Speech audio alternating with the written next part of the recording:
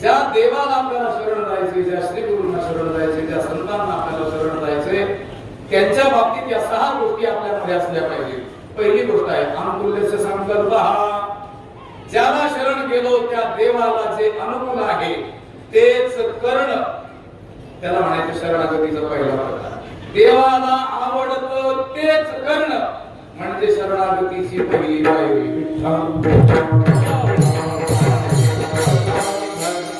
देवाला काय आवडतं हे आपण नाही ठरवायचं. लक्षात आलं? देवाची आवड ज्यांना ठाऊक आहे त्या संतांना विचारायचं की देवाला नेमकं काय आवडतं.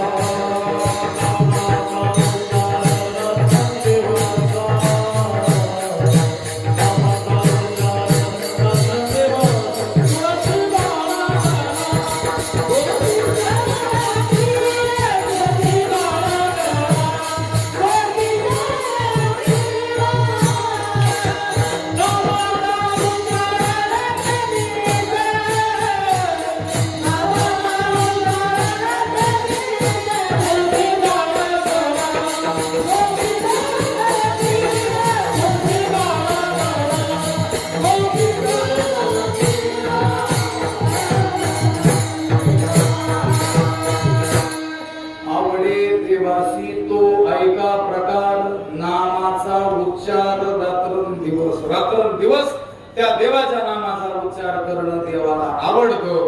पण देवाला जे आवडतं तेच करणं शरणागतीचा पहिला प्रकार.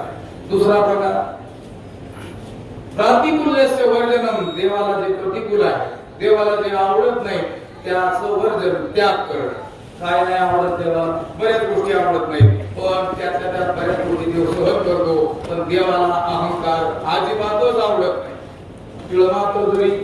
अभिमान मेरुतो समान भारदेवा मोहि छल छिद्र कपट नहीं भावा. निर्मल मन जन सो मोहि पावा. मोहि छल छिद्र कपट नहीं भावा. विठ्ठल अभिमान दंभादिकम त्याच्या अनार्दांनी सांगितलं. अभिमान दंभादिकांचा काय करावा, माणसाने त्याग करावा. हा सुद्धा शरणागतीसाठी तो प्रकार आहे. जे आवडतं ते करणं पहिला प्रकार. देवाला जे आवडत नाही ते न करणं दुसरा प्रकार. रक्षिष्यति इति विश्वासः. देव माझं रक्षण करेलच करेल असा देवाविषयी अंतःकरणात प्रगाढ विश्वास असणं हा शरणागतीसाठी तो प्रकार. तिसरा भक्तिशास्त्राच्या दृष्टीने भीमदादांच्या जीवनात दिसून येतो तो प्रकार.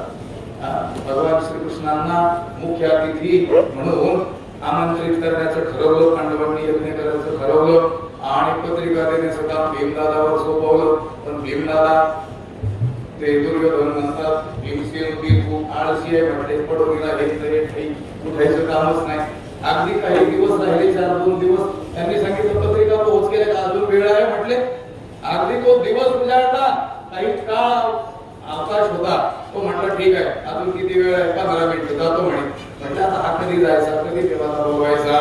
याच्याकडे काय व्हॉट्सअप सारखी काही यंत्रणा आहे का पत्रिका पाठवण्याची. पण कुठं नारायला लागता. जातो म्हटला तर ठीक आहे. गदा शोधू लागला. हे म्हटलं तर गदा कशाला काही झाला जायचं का पत्रिका घ्यायची. तर गदा घेऊ लागला. घेऊ द्या म्हटले. गदा घेतली, अंगणात आला. बाकीच्यांना सांगितलं बाजूला व्हा. त्यांना वाटलं जवळ गाव राहिलाय, काहीतरी व्यायाम राहिलाय. तो गदा स्वतः भोवती फिरकावू लागला. सगळे बाजूला गेले. स्वतः भोवती फिरवता फिरवता त्यांना मस्तकाच्या दिशेने, आकाशाच्या दिशेने उंच ती गदा फिरकावलेली आहे. आता त्या गदेनं या भीमदादाने आतापर्यंत अनेक दुष्टांचा नाश केला. ती अजस्र गदा याच्या डोक्यात पडून याची मरणाची काय आली, वेळ आली. त्याने हात जोडले, डोळे लावले, देवाची प्रार्थना केली. या जगाचा चालक मालक जो परमात्मा आहे त्याने माझं रक्षण करावं. देव वरचेवर प्रकट झाले आणि गदा हातात धरून खाली उतरले. भीमाला म्हटले, भीमा आमंत्रण देण्याची ही निराळी तुला पाहिली म्हटले. तर ही गदा तुझ्या डोक्यात मस्तकात आपटून जर तू मेला असतास तर त्याला सांगितलं, देवा तू मला मरू देणार नाहीस, तू माझं रक्षण करशीलच करशील. असा माझा तुझ्याविषयी माझ्या अंतःकरणात काय आहे? विश्वास आहे. रक्षिष्यती म्हणजे रक्षण करेलच, किती विश्वास असा विश्वास. विश्वासी तो करी स्वामीवरी सत्ता सगळं भोगिता होय त्याचे.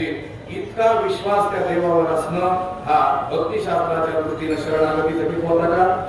तिसरा प्रकार. भोक्तृत्व वर्णन तथा केवळ देवालाच शरण जाणं, शरण्य म्हणून केवळ देवाची निवड करणं चौथा प्रकार.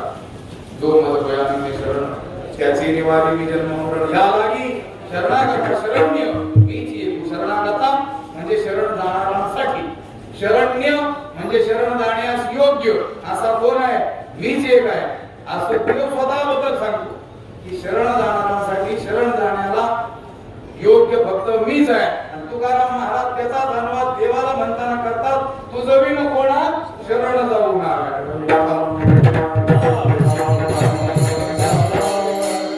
चौथा प्रकार भोक्तृत्व वर्णन आत्मनिक्षेप. पाचवा प्रकार स्वतःला देवाच्या चरणी झोपून देणं, फेकून देणं. तुका म्हणे जीव भाव देवा पाहिजे, देवणी काही न मागती सर्व जीव भाव देवाच्या चरणी समर्पित करणं.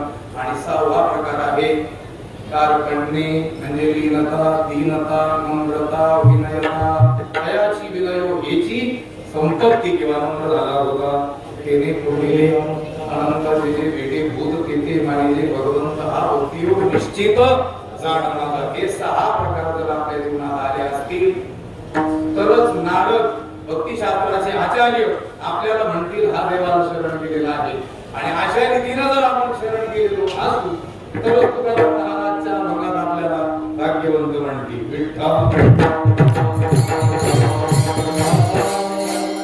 भक्तिशास्त्राच्या दृष्टीने शरणागती आणि वेदांत शास्त्राच्या दृष्टीने शरणागती.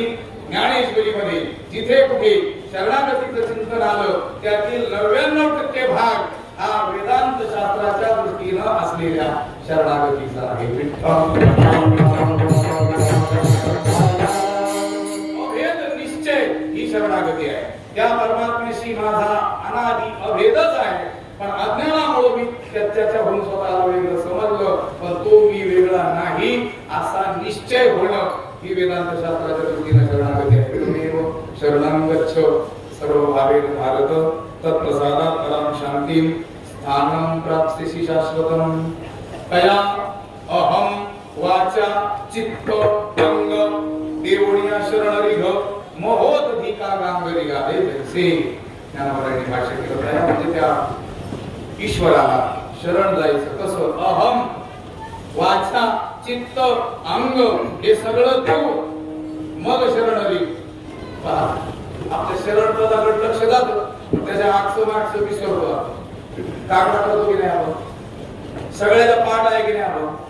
धनदारा पुत्र जन बंधू सोयरे किशोर सर्व सर्व सर्व मिथ्या हे जाणून जाणून मग शरण निघा देवाचे. विठ्ठल